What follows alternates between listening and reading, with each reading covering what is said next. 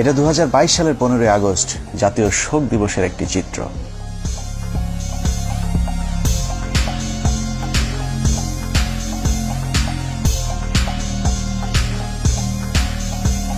শোকে মুহ্যমান জাতির শোককে শক্তিতে রূপান্তর করে তার প্রদর্শনও দেখিয়েছে বিভিন্ন জায়গায়। খিচুড়ি নিয়ে মারামারি সহ 15 আগস্ট উপলক্ষে তোলা চাঁদাবাজির টাকা নিয়েও কামড়াকামড়ি করেছে শেখ মুজিবের আদর্শিক পুতুরেরা।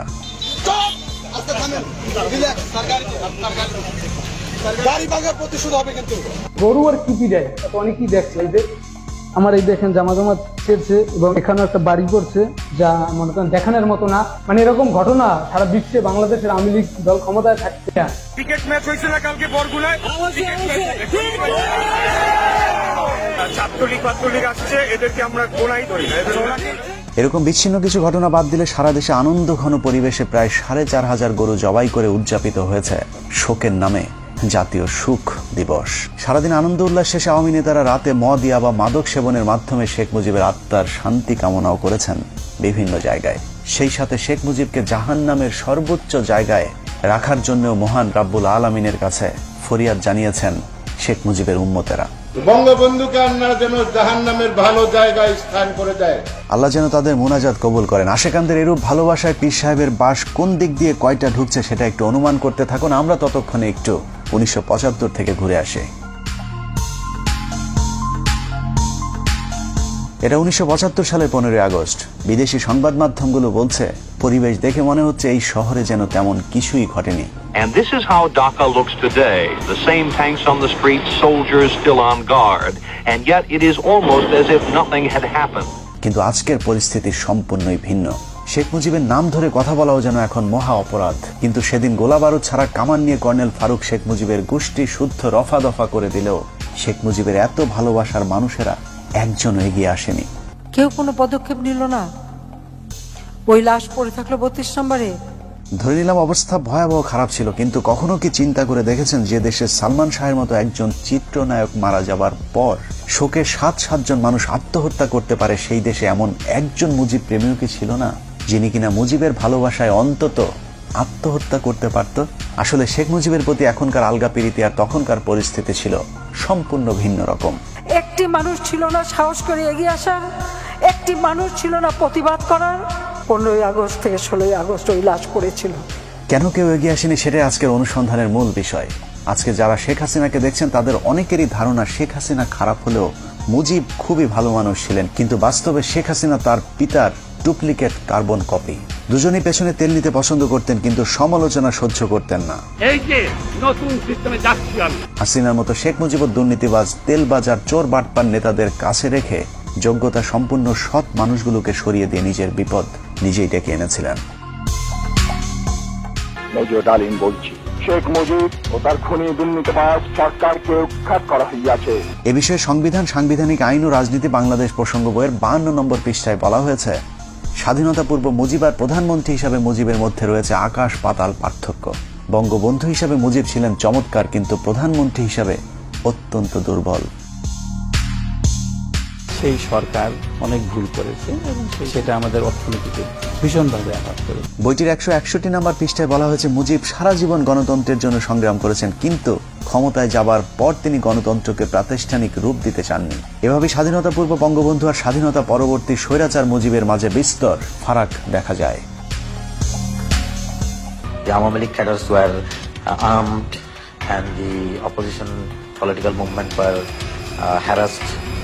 শেখ মুজিব প্রসঙ্গে সেক্টর কমান্ডার মেজর জলিল তার অরক্ষিত স্বাধীনতায় পরাধীনতা বইয়ের 35 নম্বর পৃষ্ঠায় লিখেছেন, মুক্তিযুদ্ধের জনক হিসেবে পরিচিত মুজিব মুক্তিযুদ্ধের চেতনায় পুরোপুরি বিশ্বাসী ছিলেন না বলেই মুক্তিযুদ্ধের পর তার মধ্যে পরিলক্ষিত হয় মারাত্মক দ্বন্দ্ব আর অস্থিরতা, যে কারণে তিনি কখনো রাষ্ট্রপতি আবার কখনো প্রধানমন্ত্রী হয়েছেন। মুক্তিযুদ্ধ শেষ হবার পর দেশে ফিরে শেখ মুজিবের মাথায় কিভাবে ক্ষমতাকে কুক্ষিগত করা যায় সেই চিন্তায় ঘুরপাক খাচ্ছিল, যে কারণে মুজিবনগর সরকারের সিদ্ধান্ত অনুযায়ী শেখ মুজিব রাষ্ট্রপতি।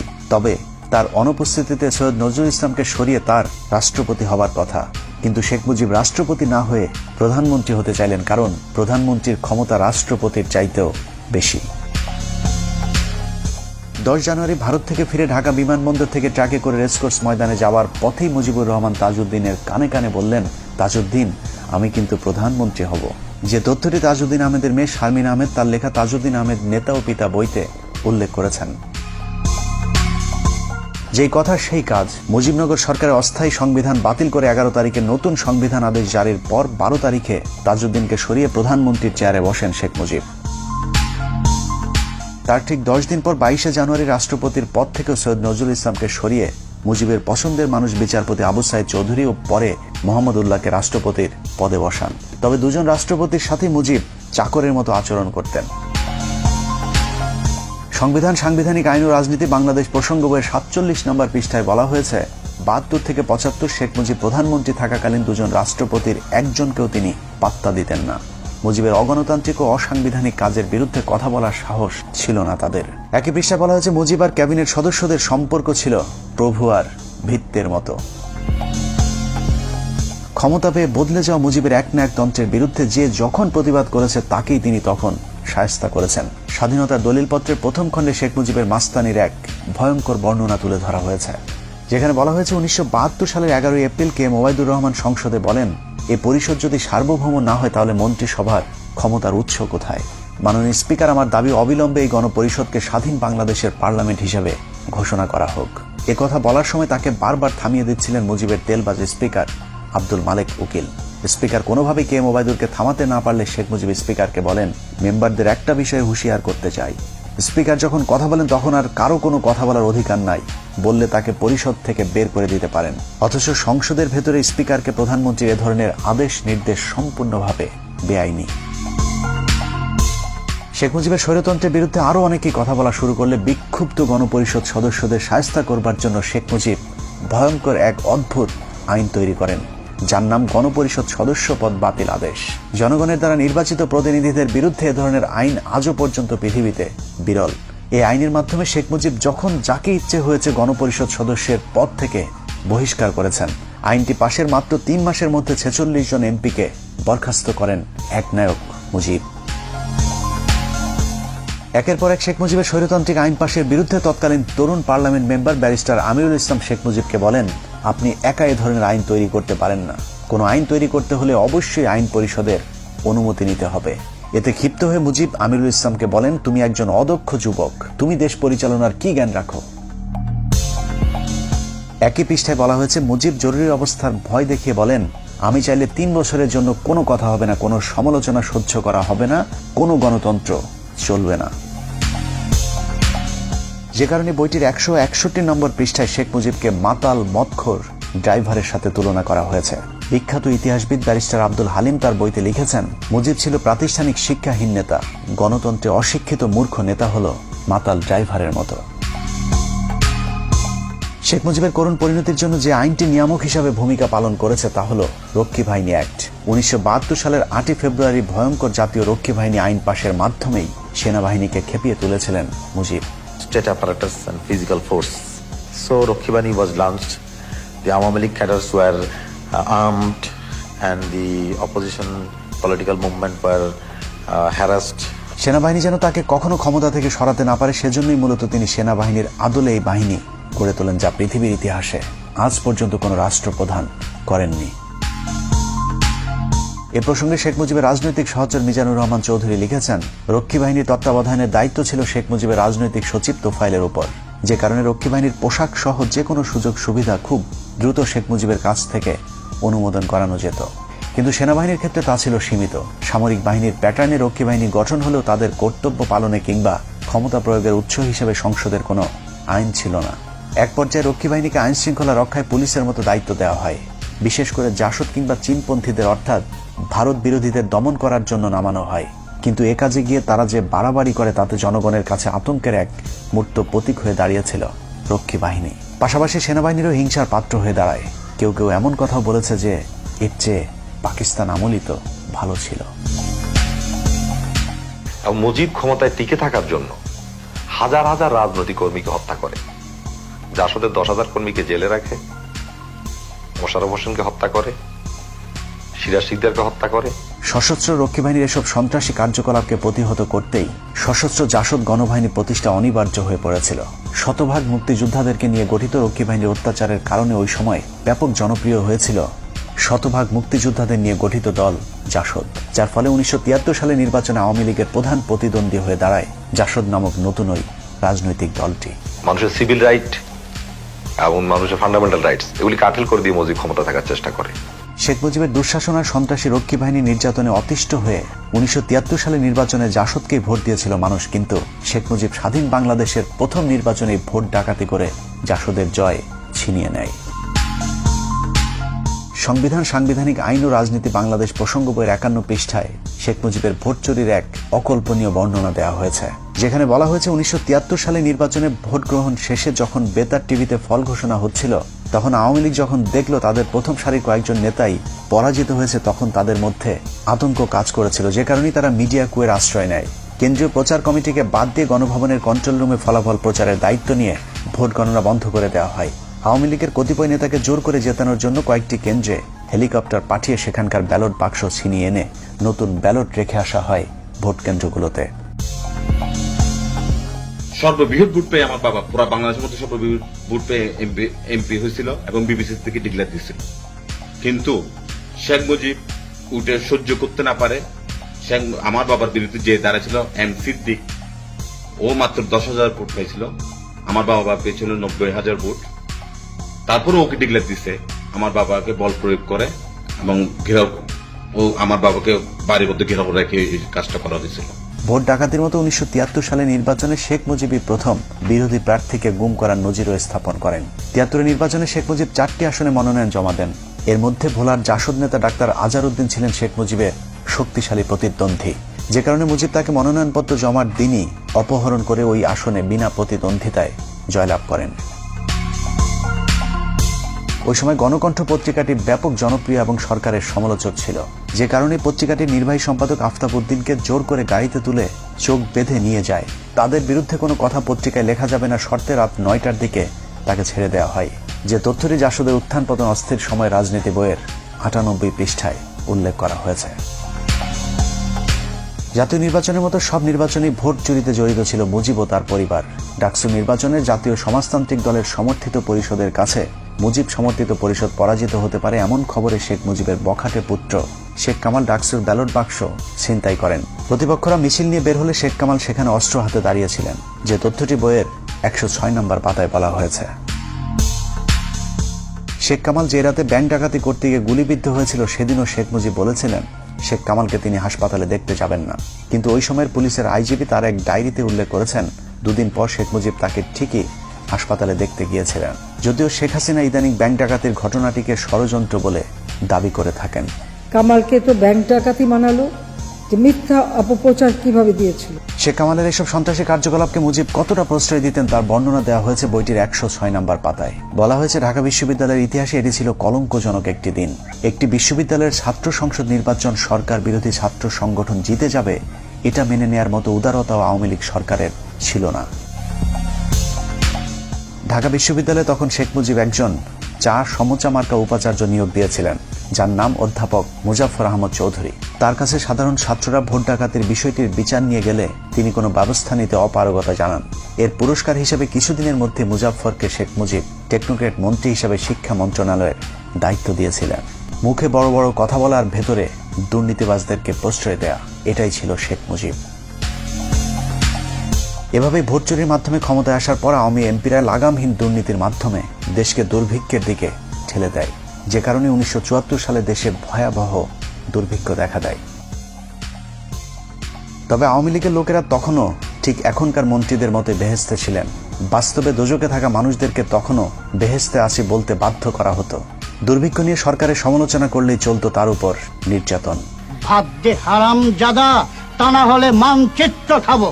আলোচিত কবি রফিক আজাদ শেখ মুজিবকে উদ্দেশ্য করে ভাত দে হারামজাদা কবিতাটি পাঠ করলে তাকে জেলে পাঠিয়ে দেন শেখ মুজিব।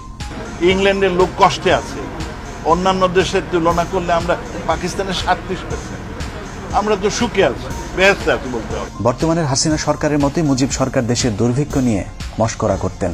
বিদেশি একজন সাংবাদিক মুজিবকে প্রশ্ন করেছিলেন মানুষ খাবার পাচ্ছেন না, জবাবে মুজিব বলেন এই সবই গুজব, আমরা ফ্রিতে মানুষকে খাবার দিচ্ছি বলেই মাত্র 27,000 মানুষ মারা গিয়েছে, তা না হলে কয়েক মিলিয়ন মানুষ মারা যেতে পারত। it seems that many people, perhaps tens of thousands of people, are simply not getting food in this country. It's not correct. Then 27,000 people could not even die. 27,000 মানুষ মারা যাওয়াকে শেখ মুজিব কিছুই মনে করেননি, যে কারণে 1974 সালের দুর্ভিক্ষের পর সারা দেশের মানুষ মুজিব সরকারের বিরুদ্ধে ক্ষোভে ফুঁসে উঠেছিল। শেখ মুজিব তখন বুঝতে পেরেছিলেন দেশে গণতন্ত্র থাকলে বেশি দিন আর ক্ষমতায় থাকা যাবে না, যে কারণে তিনি বলেছিলেন আমাদের যে অবস্থা, আগামী নির্বাচনে আমরা 25-30টির বেশি আসন পাব না, তখন স্বাধীনতা বিরোধীরা আমাদেরকে কচু কাটা করবে। এই উপলব্ধি থেকে শেখ মুজিব জোর করে ক্ষমতায় থাকতে বাকশাল গঠনের পরিকল্পনা হাতে নেন। আজীবন ক্ষমতায় থাকার এরকম অগণতান্ত্রিক পরিকল্পনার সাথে আওয়ামী লীগ নেতারাও এক হতে পারেননি, কিন্তু যারাই বাকশালের বিরোধিতা করেছিল তাদের অবস্থা কতটা দুর্বিষহ হয়েছিল তা ওই সময়ের বিভিন্ন রাজনীতিবিদদের বক্তব্যে উঠে এসেছে। Mujib Saab went for Bakshar, which means one leader, one party, one country. Mizanur Rahman Chowdhury তার রাজনীতির 3 কাল বইতে লিখেছেন 1975 সালের 21শে জানুয়ারি সংসদীয় দলের শেষ বৈঠকে শেখ মুজিব বাকশালের পক্ষে কে কে আছে তা জানতে চেয়ে সবাইকে হাত তুলতে বলেন। বেশিরভাগ ভয়ে হাত তুলল মিজানুর রহমান চৌধুরী হাত না তুলে বক্তব্য দেওয়ার জন্য উঠে দাঁড়ালে শেখ মুজিব তাকে উচ্চ স্বরে ধমক দিয়ে বলেন, তুই বস, তুই বস। মিজানুর রহমান বসে পড়ার পর তাকে হাত তুলতে বললেও তিনি মুজিবের কথা শুনেননি। এরপর সংসদ থেকে বেরিয়ে বাসায় গিয়ে জানতে পারেন শেখ মুজিব স্বরাষ্ট্রমন্ত্রী মনসুর আহমেদকে নির্দেশ দিয়েছেন মিজানুর রহমানকে কিছুদিন জেলে আটকে রেখে তার মাথা ঠান্ডা করবার জন্য। বাকশালের মাধ্যমে শেখ মুজিবের শেষ পরিণতি ঘটবে এটা সবার আগে বুঝেছিলেন তাজউদ্দিন আহমেদ। তিনি মুজিবকে বলেছিলেন, মুজিব ভাই, এজন্যই কি আমরা 24 বছর সংগ্রাম করেছিলাম? দেশ যেভাবে চলছে আপনি থাকবেন না, আমরাও থাকবো না। এদেশ চলে যাবে রাজাকার আল বদরদের হাতে। ব্যারিস্টার মইনুল পরিকল্পনা করেছিলেন অন্তত 25 জন এমপিকে যদি গোপনে বাকশালের বিরুদ্ধে দাঁড় করানো যায় তাহলে 4র্থ সংশোধনী পাশ করতে পারবে না। এই পরিকল্পনা শেখ মুজিব জেনে যাবার পর সংসদে ঘোষণা দেন বাকশালের বিরুদ্ধে কোনো এমপি বিরোধিতা করলে তাদেরকে জবাই করে টুকরো টুকরো করে কুকুর দিয়ে খাওয়ানো হবে। এভাবে ক্ষমতার লোভে সংসদ, সংবিধান, আইন, বিচার, শাসন সবকিছুকেই কুক্ষিগত করে দেশকে এক নরকে পরিণত করেছিল শেখ মুজিব। অনেকে একটি যৌক্তিক প্রশ্ন করে থাকেন, শেখ মুজিব যদি ভালো না হবে তাহলে পাকিস্তানিরা তাকে এতদিন জেলে কেন রেখেছিলেন? লম্বা সময় জেল খাটলে যদি কেউ জাতির পিতা হয়ে যায় তাহলে পিচ্চি হান্নান কাইল্লা মজিদ কিংবা সুইডেন আসলামকেও আওয়ামী লীগের বাপ ডাকা উচিত। কোনো সন্দেহ নেই শেখ মুজিব একজন সাহসী নেতা ছিলেন, যে কারণে বিরোধী দলে থাকাকালীন পাকিস্তানি সরকারের বিরোধিতা করে বারবার তিনি জেলে গিয়েছেন। তার জন্য মানুষের কাছে ভালোবাসার বঙ্গবন্ধু উপাধিও পেয়েছিলেন। কিন্তু সাহস আর সততা এক জিনিস না। পৃথিবীর যত চোর, বাটপার, বদমাই, সন্ত্রাসী আছে তারা সকলেই অবশ্যই সাহসী। শেখ মুজিব সাহস দেখিয়েছিলেন, কিন্তু ক্ষমতায় যাবার পর তার সততা দেখাতে পারেননি, যদিও মুখে তিনি সবসময় সততার বুলি আওড়াতেন। তুমি যখন শাসন করবা, সোহাগ করতে শেখো, তাদের দুঃখের দিনে পাশে দাঁড়িয়েও। প্রতিটা রাজনীতিবিদ এরকম মধুর মধুর কথা বলেন। অপ্রিয় হলেও সত্য, এদেশে রাজনীতি মানেই নেতাদের লাভজনক ব্যবসা। প্রতিটা রাজনীতিবিদ বিরোধী দলে থাকাকালীন জনগণের অধিকারের কথা বলে, আবার ক্ষমতায় গেলে চুরি করে, ঠিক যেমনটা বিএনপির অনেক নেতা করে দলকে ডুবিয়েছে। এখনো বিএনপির অনেকেই অপেক্ষায় আছেন দল ক্ষমতায় এলে আবারও আল্লাহর নাম নিয়ে চুরি শুরু হবে, কিন্তু এখন তারাই আবার আওয়ামী লীগের চুরির বিরুদ্ধে কথা বলে। এটার নামে রাজনীতি, সাহিত্যের ভাষায় যাকে বলা হয় সুযোগ না পেয়ে ভদ্র। শেখ মুজিব যতদিন ক্ষমতা না পেয়েছেন ততদিন সৎ ছিলেন, মানুষের অধিকার নিয়ে কথা বলতেন, কিন্তু ক্ষমতা পেয়েই হয়ে যান বেয়াদব, দুর্নীতিবাজ, স্বৈরশাসক। কাউকে সম্মান করতেন না মুজিব, তার চেয়ে বয়সে বড় মানুষদেরকেও তিনি তুই করে ডাকতেন। ক্ষমতা তাকে এতটা অহংকারী করে তুলেছিল যে বিদেশি গণমাধ্যমের সামনেই কলকিতে সুখ টান দিতেন। এভাবেই প্রধানমন্ত্রীর পদটিকে তিনি কলঙ্কিত করেছিলেন।